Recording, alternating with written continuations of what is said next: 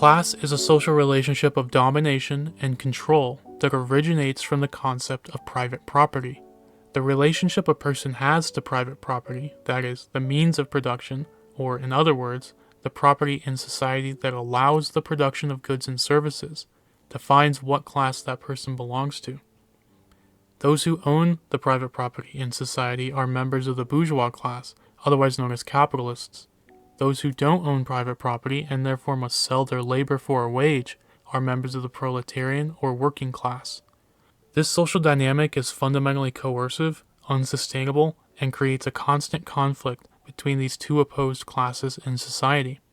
Members of the bourgeois class, the bourgeoisie, are incentivized to extract as much profit as possible from the workers who are employed at their businesses. They want the workers to work as much and as hard as possible, while at the same time they want to pay the workers as little as possible.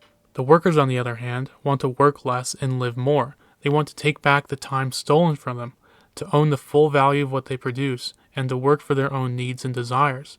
These competing interests can never be reconciled because the bourgeois class can only exist by extracting time and labor from members of the working class. There is no possibility of peaceful coexistence because the definition of what a capitalist is fundamentally requires this parasitic and toxic relationship.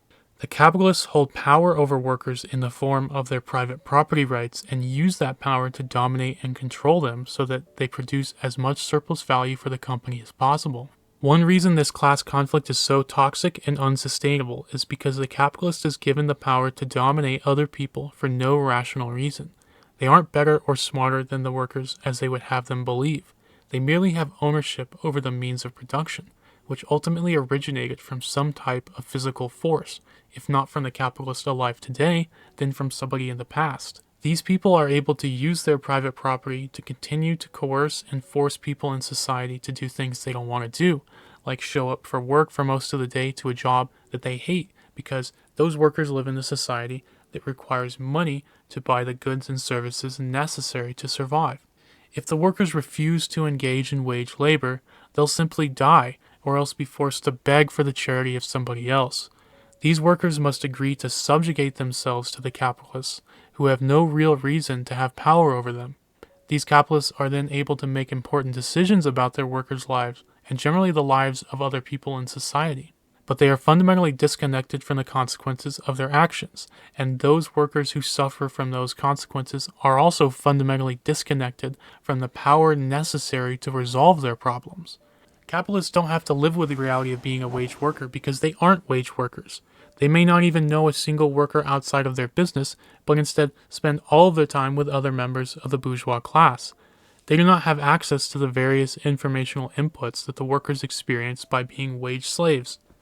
Maybe they did in the past, and maybe they didn't, but having experienced something similar in the past is not the same informational input that a worker experiences in their jobs today. Furthermore, members of the capitalist class are fed information through a dirty filter that intentionally masks the real conditions that workers endure on a daily basis. They read biased and generally false news articles and look at social media posts filled with the glorification of their class role. They look at statistical data that reduces human suffering to cold figures about productivity gains and profit efficiency. They receive reports from economists who fetishize commodity prices over the real suffering of workers and their lived experiences. And above all, they're forced to chase profit or else risk being outcompeted and replaced by someone else. These distort the real information that is apparent to workers and allows capitalists to ignore their suffering for the sake of abstract numbers and figures. Within capitalism, this is fundamentally required and a necessary outcome of class society. The capitalists can never comprehend the consequences of their actions because they don't have access to that information, but instead receive inaccurate informational inputs that reinforce their class role. Yet they still have the power to make important decisions about the lives of their workers. This fundamental disconnect is what I've come to call consequence alienation. The empowered decision maker cannot weigh the consequences of their actions rationally because they've never materially experienced them and do not have access to the material information surrounding them. This displacement of power away from those affected by an event's negative, harmful consequences is fundamentally toxic, unsustainable, and immoral.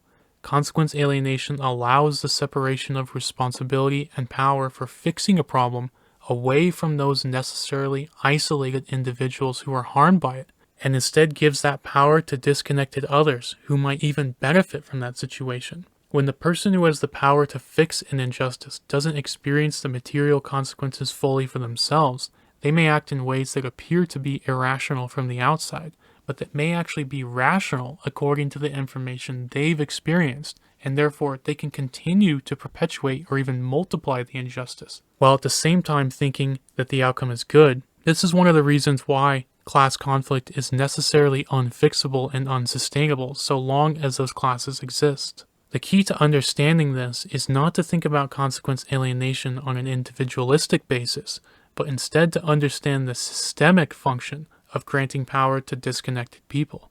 This systemic power is the mechanism for oppression in class society. Capitalism fundamentally requires consequence alienation to continue because without it, workers would never allow capitalists to own private property and control society in the way they do. Consequence alienation does not apply to every circumstance of harm, but instead zooms out to the largest lens possible to understand what was the greatest harm resulting from that action. If, for example, a tenant punches a hole in the wall of an apartment they're renting, capitalist society looks at that specific act and says that the tenant is to blame and that they must reimburse the landlord for their damage. Landlords might then try to hijack consequence alienation and say, look, I've experienced harm that this tenant could never understand because they don't own an apartment. But this is just a failure to understand the systemic causes behind consequence alienation. Why does the landlord have the ability to punish the tenant, and why does society grant the landlord that power? The fact that the tenant is required to agree to terms set up by someone else who is disconnected from their suffering, or else not have a place to live, is a much more intense form of oppression than merely punching a hole in someone's wall. Consequence alienation therefore zooms out to the totality of the circumstance and sees how the tenant is forced into this unjust situation. Consequence alienation rightly ignores the supposed harm done by the tenant to the wall and instead demands the tenant has the ability to own their own house or apartment themselves. In this way, consequence alienation does not supersede class analysis or perpetuate bourgeois oppressions in any way. Instead, it fundamentally rejects the bourgeois logic of individualistic oppression and forces us to look at the totality of the circumstances. It extends class analysis by revealing the mechanism behind how class domination necessarily creates oppression in society. Now, it does also point out some potential problems even with classless societies, but the consequence alienation that would happen there is infinitely less intense and ubiquitous than the alienation experienced in bourgeois class society that is fundamentally necessary to its continuation. Socialist societies can provide many mechanisms for oppressed and harmed people to have the power to resolve the problems that affect them, like democratic workers' councils and the ability to request goods based on need. Socialist societies fundamentally focused on oppressed people instead of ignoring them as much as possible the way capitalist societies do.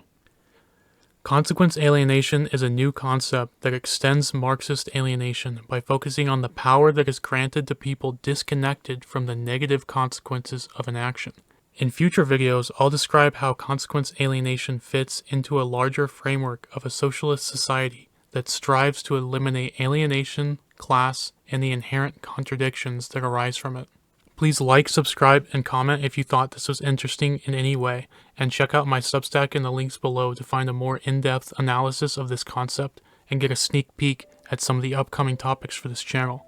Your support is important to me, and I look forward to reading your comments. Thanks for watching, and I'll see you again in the next video.